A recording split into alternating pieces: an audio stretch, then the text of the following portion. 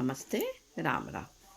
आज की हमारी कहानी है, एक किसान था, उसकी अच्छी खेती थी, बेटा भी उसका एक था। अच्छी फसल लहलहाने लगी, बहुत अच्छी खेती हुई। फिर फसल काटने की बारी आई। उसी खेत में एक पेड़ था, उस पर चिड़िया घोंसला बनाकर अपने बच्चों के साथ रहती थी।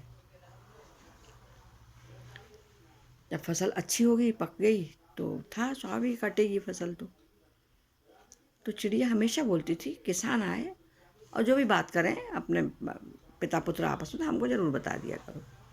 बच्चे बोलते थे, हाँ माँ ज़रूर बताएंगे, क्योंकि चिड़िया को सुबह सुबह दाना चुगने लेने जाना पड़ता था अपने बच्चों के लिए।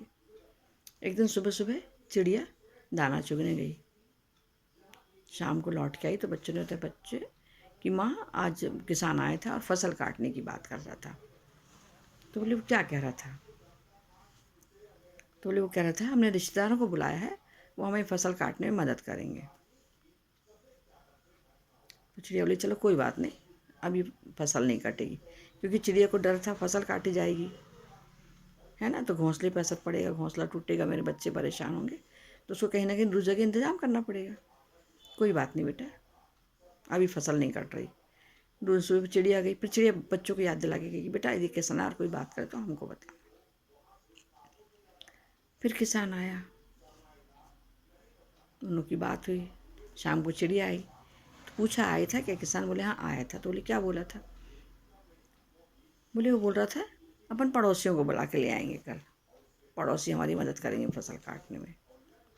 तो चिड़िया बोली, कोई बात नहीं बेटा, अभी अब नहीं कटती फसल, अभी और रुक जाओ। फिर सवेरा हुआ, फिर शाम को दाना चुग के लेकर आई। फिर उसने पूछा, आया था क्या किसान? बोले, हाँ आया था। तो बोले, क्या बोल रहा था?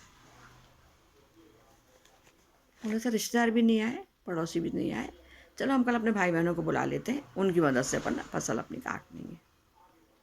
चिड़िया बोली, अभी भी अपनी चिंता नहीं करो बेटा, पर हम यहीं रहते, फिर देखेंगे। फिर सवेरा हुआ, फिर चिड़िया गई, दाना चुग के लाई शाम को। फिर उसने पूछा, बच्चों ने कहा, हाँ आज किसान आया था। तो बोले, क्या बोला था? बोल रहा था कल से अपन दोनों ही मिलकर फसल काटने लगेंगे, फसल पक गई, इसको काटना बहुत ज़रूरी है, अपन दोनों मिलकर ही फसल काटेंगे। खेत पर जो चिड़िया का घोंसला था, तब चिड़िया को चिंता हुई कि मुझे अपने बच्चों को अब यहाँ से जाना पड़ेगा। उसने कहा, बेटा अब जरूरी फसल काटने लगेगी। तो दूसरी सुबह होते ही पहले अपने बच्चों के रहने का इंतजाम कर लिया अलग से और उठकर चली गई।